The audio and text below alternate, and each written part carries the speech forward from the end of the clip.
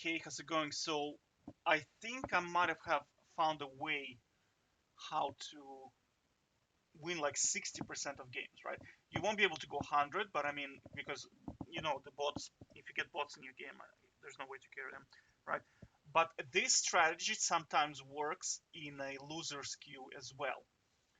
Now, remember I told you like kids, they don't want to do objectives, they don't want to do. I mean, if you look at this game here I just played, I'm pretty sure if we look at objective, yeah, you see again, look at the enemy team.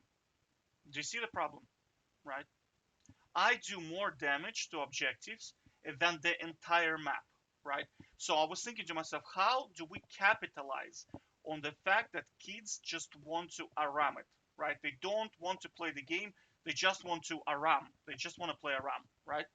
So split pushing, right? So you need to take a split pushing champion, right? Well, luckily for me, Trynda is a split pushing champion, right? And you need to ignore the team completely. Don't participate in team fights in any shape or form. You need three things, right? Number one is you need to be able to 1v2 or 1v1 anyone, right? So Kraken and Phantom Dancer with Tryndamere, with Lethal Temple, you can one-on-one anyone. Absolutely anyone, especially with Ignite and Ghost. Like there is no way to beat Tryndamere in one-on-one, right? So the second thing you need is you need Hullbreaker. So you destroy turrets with insane speed. This item is insane for destroying turrets. It works on inhibitors as well. It's very, very fast, right? And then finally you need these items. They give you like move speed, flight something I think it's called, right? I don't remember what is the name of this item. Winged moon plates. So you buy two of them, so then you can convert them into the armor one. Armor one is your priority because it gives you even more move speed, right? You have to understand, like you can move around the map. Like what are we capitalizing on? We're capitalizing on the fact that these guys move as five players all the time. All right, so like if you see one, it's very difficult to engage on them sometimes because they are always in group of five, right? So for example, if you see them top, you just very quickly with Tryndamere, you can very quickly rotate bottom and take down the turret, right? If you see them going bot, you rotate top, you can take Herald, right? And you can take top turret, right? Then you want to split push away from Baron because Baron is a bait, right? Like most of these guys, they go in group on five and they go and they take Baron. Your team is gonna try to stop them, right? And you, in the meantime, are gonna just slice through their entire infrastructure, bot lane, extremely fast, right? And then you can just basically win the game sometimes, just of this alone. Because Baron is a bait for you, right? They're gonna go to Baron, you're just gonna go through their infrastructure. If they send one to defend, you're just gonna kill this guy, right? If they send two to defend, you can take down turret and usually kill one, right? Because you're so fed. You have to understand, these guys are not interested in farming, not interested in taking down turrets. They just want to kill shit, right? So they're gonna be extremely far behind in levels, right?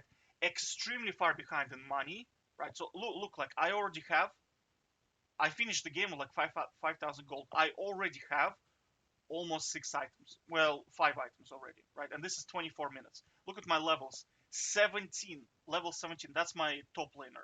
I played against him. Like he's level 12, right? So you will have no problem 1v2ing them, right?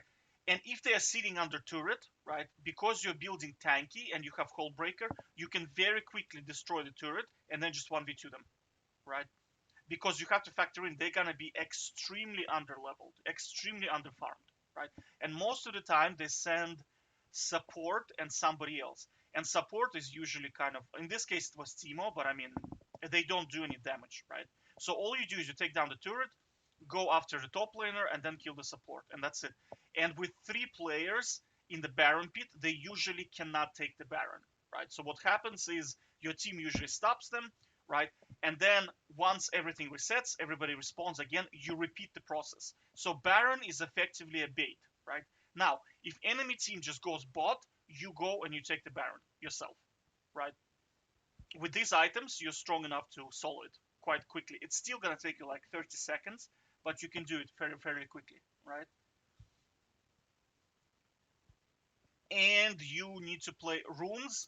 You need to play scaling runes because you get so much value out of this stuff. I mean, look, it's a free item, effectively speaking, right? And the more the game drags on, I once had this to 500 health and this to 25, 25, right? I mean, you effectively have a built-in item. So everybody's on 6 items. Well, by 40 minutes, they'll be like on 4 or 5 items. You'll be already on 7 items.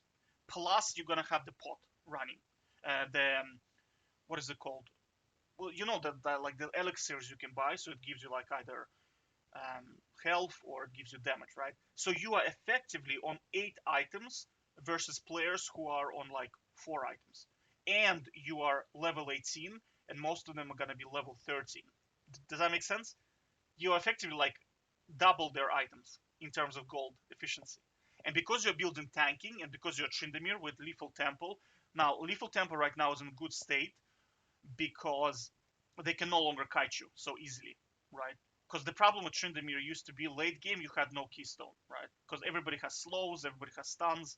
You attack with lethal, they just disengage. Your lethal goes on a like 6 second gazillion cooldown.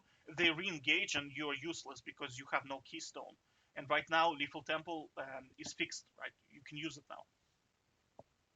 But again, you're not going to be in team fights a lot. You're just going to be split pushing.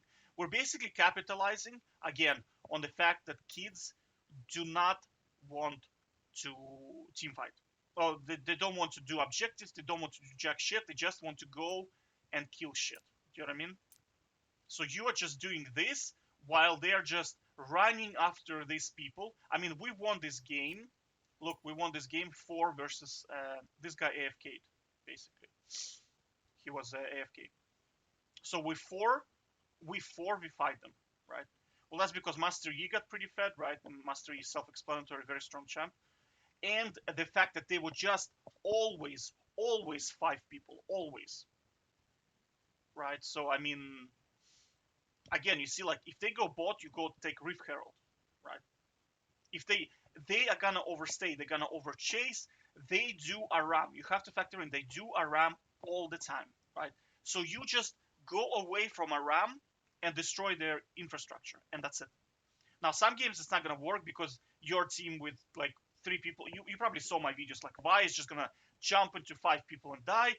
Your bot lane is gonna jump into 5 people and die, and then they're gonna just out push you. But I have to say, in a base trade, scenario with Hullbreaker, with super minions, I can see Trindamir out pushing 5 people because he does so much damage. Jesus, with this item especially, Phantom Dancer, once it stacks and Hullbreaker, you just melt turrets. Like I'm talking like really quickly, right?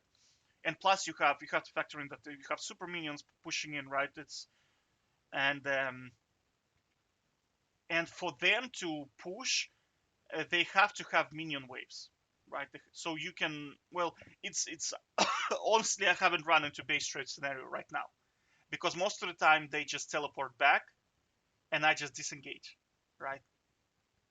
Like I mean, look at Nunu, 57 farm because I took all of his farm, all of it, right? And look at my farm, 259.